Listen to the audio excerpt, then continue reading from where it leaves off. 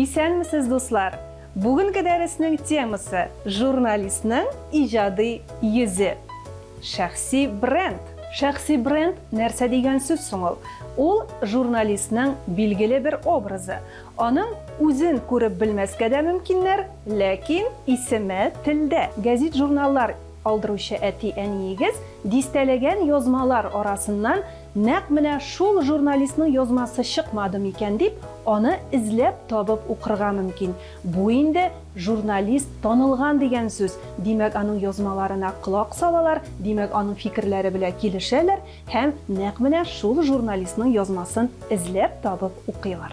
Димәк, әлеге журналистның мәгълүматны бирү тәртибе, аңлату тәртибе, теле, сөйләм үзенчәлекләре, ягъни булмаса, әлеге материалны бирү форматы нәкъ менә синең әти-әниеңнең күңеленә якын дигән сүз. Димәк, әлеге журналистның фикерләрен өстен күрәләр, аның белән килешәләр дигән сүз.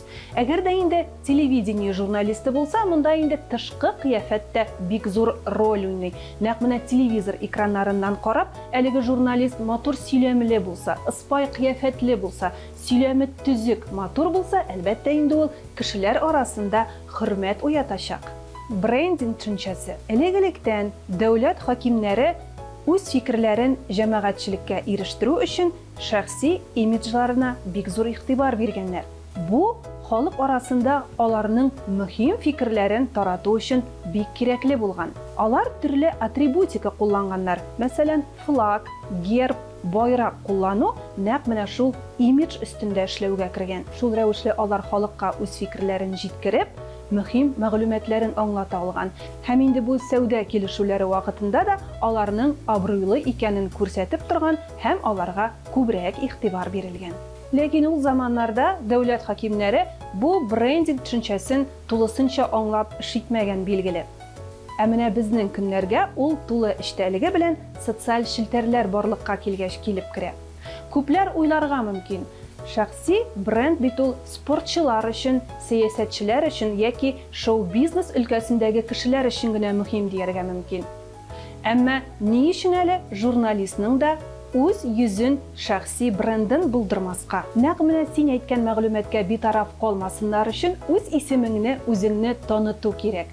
Бәлки син бик тырыштыр да, фикерең бар, кыяфәтең бардыр, аудитория тота аласыңдыр. Бәлки син көне-төне эшлисеңдер дә. Әмма бу әле сине беләләр һәм синең фикергә колак салалар дигән сүз түгел. Иң элек син үзең җәмәгатьчелектә зур кызыксыну уятырга тиеш. Көн сайын без меңләгән чыганактан йөзләгән мәгълүмат алабыз.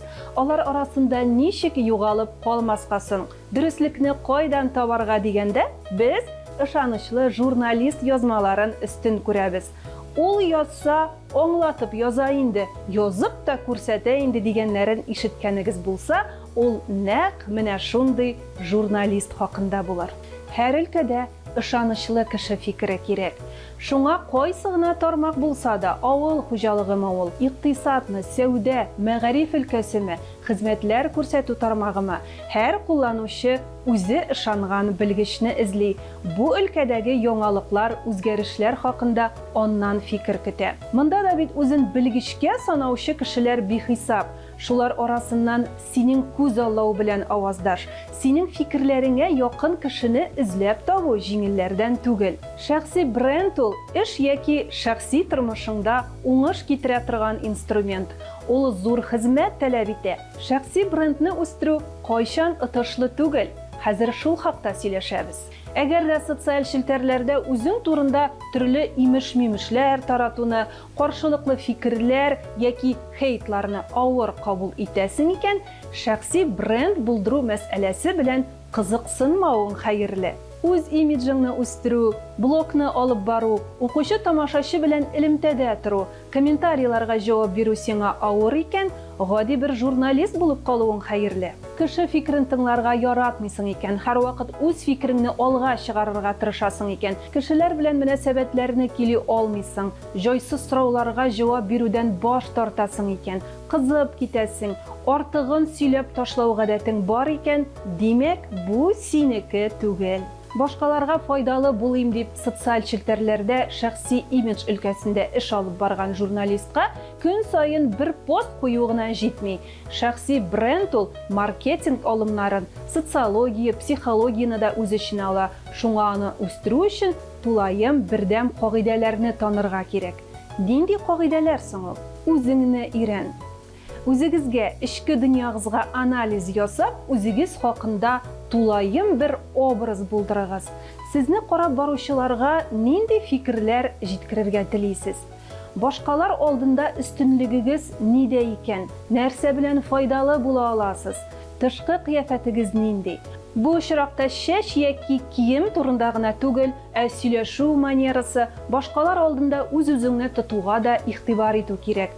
Күз алу барлыкка килгәч, буларны бер текстка туплап, аудиторияга үзегез хакында сөйли башласагыз да була. Ләкин текст сөйләп чыгу белгәнегезчә бик үк кызык түгел. Әгәр үзегез хакында видео төшерсәгез, ул һичшиксез кызыграк һәм мавыктыргыч булачак. Аудиторияны өйрәнү. Максатчан аудиториягыз нинди һәм аңа нинди эчтәлектәге мәгълүмат ирештерү отышлы булачак. Моның белән сез нинди максатка ирешергә телисез? Бәлки сез билгеле бер тармакны өлкәне алып, блогны шул юнәлештә алып барырга телисездер. Мәсәлән, сәнгать өлкәсен генә яктыртырга телисез икән, бәлки икътисад темасы күңелегезгә ятыш икән, нинди нәтиҗә көтәсез? Шуны аңлау да мөһим. Стратегия булдыру. Аудитория өйрәнелде. Максат бар, хәзер инде шуны план рәвешендә төзергә кирәк. Үзегезне нинди юл белән тәкъдим итәргә телисез? Нинди ысуллар кулланырга уйлыйсыз? Аудитория белән нинди ешлыкта очрашачаксыз? Моның өчен өстәмә акча кирәкме? Ярдәмчеләр кирәк булачакмы?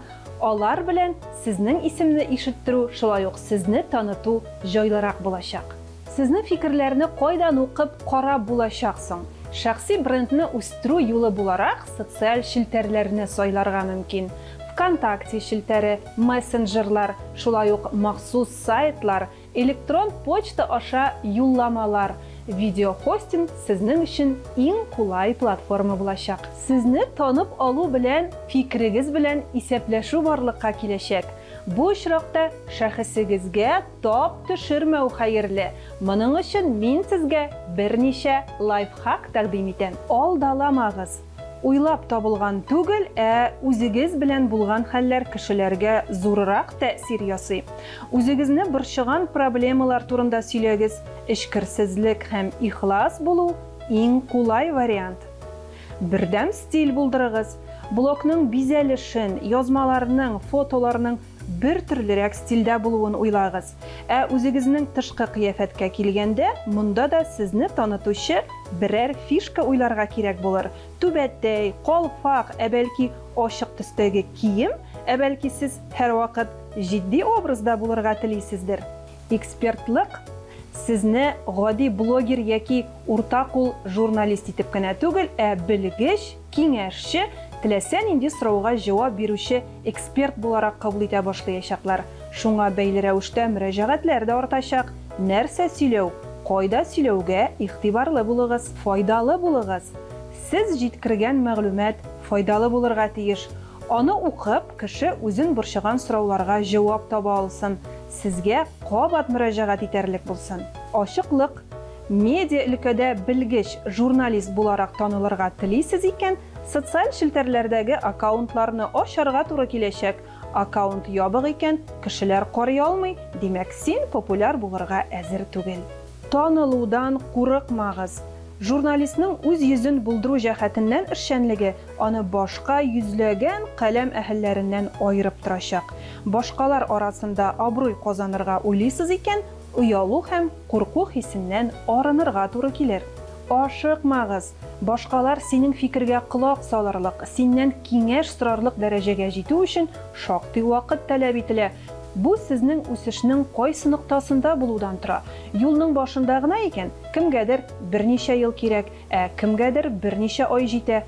Кешенең потенциалы төрле. Кемдер укый, тырыша, өстәмә белем ала, төрле чараларда катнаша, үзен күрсәтә, кемдер вакыт суза, сәбәпләр таба, андыйларга уңыш та соңрак киләчәк. Укучылар, журналист үз имиджын, үз йөзен булдыру юнәлешендә даими эшләргә тиеш. Бу киңәшләрнең кирәге чыгар, шуңа күрә саклап куегыз. Киләсе дәресләребездә очрашырбыз. Сау бул!